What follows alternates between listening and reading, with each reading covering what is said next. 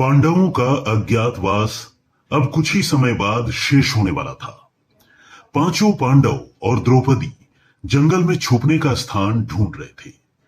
तभी शनिदेव की दृष्टि अचानक पांडवों पर पड़ी। शनिदेव के मन में विचार आया कि क्यों न इन पांचों की बुद्धिमता की परीक्षा ली जाए। ये पता किया जाए कि इनमें सबसे बुद्धिमान कौन है। शनिदेव ने अपनी माया से एक महल बनाया। कई योजन दूरी पर उस महल के 4 कोने थे। पूरब, पश्चिम, उत्तर और दक्षिण। अचानक भीम की नजर महल पर पड़ी और वो आकर्षित हो गए। भीम ने युधिष्ठिर से कहा, भैया मुझे महल देखना है। युधिष्ठिर ने कहा, जाओ। भीम महल के द्वार पर पहुंचे। वहां शनिदेव दरवान के रूप में खड़े थे। भीम बोले, मुझे महल देखना है। शनिदेव ने कहा, महल की कुछ शर्त है। पहली शर्त यह है कि महल में कुल 4 कोने हैं।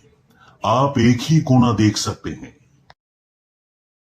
दूसरी शर्त, महल में आप जो भी देखेंगे उसकी सार सहित व्याख्या करेंगे। और तीसरी शर्त यह है कि अगर व्याख्या नहीं कर सके तो कैद कर लिए जाएंगे। भीम ने कहा, मैं स्वीकार करता हूं, ऐसा ही होगा। भीम महल के पूर्वी छोर की ओर गए। वहां जाकर उन्होंने अद्भुत पशु पक्षी और फूलों एवं फलों से लदे वृक्षों का नजारा देखा। आगे जाकर उन्होंने देखा कि अंदर 3 कुएं हैं। अगल बगल छोटे कुएं और बीच में एक बड़ा कुआं। बीच वाले बड़े कुएं में पानी का उफान आता है और दोनों छोटे खाली कुएं पानी से भर जाते हैं। फिर कुछ देर बाद दोनों छोटे कुओं में उफान आता है, लेकिन खाली पड़ा बड़ा कुआं उस पानी से नहीं भर पाता है। इस क्रिया को भीम ने कई बार देखा पर समझ नहीं पाए और लौटकर दरवान के पास आ गए। दरवान, क्या देखा आपने? भीम, महाशय, मैंने पेड़ पौधे पशु पक्षी देखे जो मैंने पहले कभी नहीं देखे थे, जो अजीब थे। एक बात समझ में नहीं आई कि छोटे कुएं पानी से भर जाते हैं लेकिन बड़ा कुआं खाली क्यों रह जाता है। दरवान बोला, आप शर्त के अनुसार बंदी हो गए हैं। और भीम को बंदी घर में बैठा दिया गया।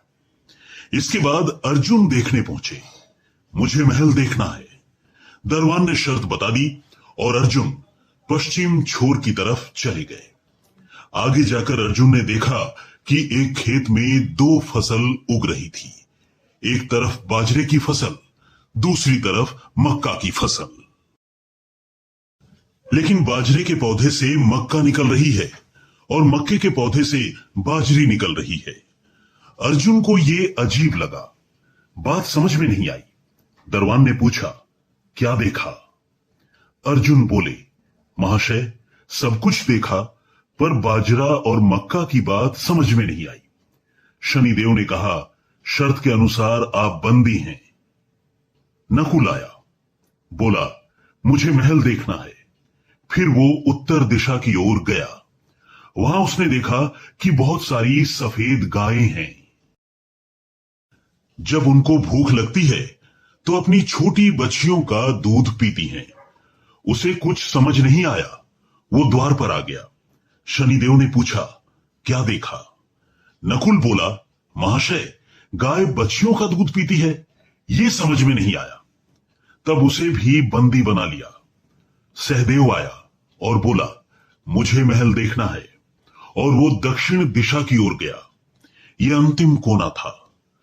वहां पर एक सोने की बड़ी शिला एक चांदी के सिक्के पर टिकी हुई डगमग डोल रही थी, पर गिर नहीं रही थी। यहां तक कि छूने पर भी वैसी ही रहती थी। सहदेव को भी समझ में नहीं आया और वो वापस द्वार पर आ गया और बोला, सोने की शिला की बात समझ में नहीं आई। इस तरह चारों भाई बंदी बना लिए गए। जब चारों भाई बहुत देर से नहीं आए तब युधिष्ठिर को चिंता हुई। वो भी द्रौपदी सहित महल में गए। भाइयों के बारे में पूछा तो दरवान ने सारी बात बताई। इस पर युधिष्ठिर ने कहा कि अगर वो सारे सवालों का जवाब दे दें तो क्या उनके भाइयों को छोड़ दिया जाएगा। शनिदेव ने हां में सिर हिला दिया। युधिष्ठिर बोले, भीम, तुमने क्या देखा? भीम ने कुएं के बारे में बताया। तब युधिष्ठिर ने कहा, यह कलयुग में होने वाला है। एक बाप दो बेटों का पेट तो भर देगा, परंतु दो बेटे मिलकर भी एक बाप का पेट नहीं भर पाएंगे। भीम को छोड़ दिया गया। अर्जुन से पूछा, तुमने क्या देखा? उसने फसल के बारे में बताया। युधिष्ठिर ने कहा, यह भी कलयुग में होने वाला है। वंश परिवर्तन, अर्थात ब्राह्मण के घर शूद्र की लड़की और शूद्र के घर बनिए की लड़की ब्याही जाएंगी। अब अर्जुन भी छूट गए। नकुल से पूछा, तुमने क्या देखा? तब उसने गाय और बच्चियों के बारे में बताया। तब युधिष्ठिर ने कहा, कलयुग में माताएं अपनी बेटियों के घर में पलेंगी, बेटी का दाना खाएंगी और बेटे सेवा नहीं करेंगे। तब नकुल भी छूट गया। सहदेव से पूछा, तुमने क्या देखा? उसने सोने की शिला का वृत्तांत बताया।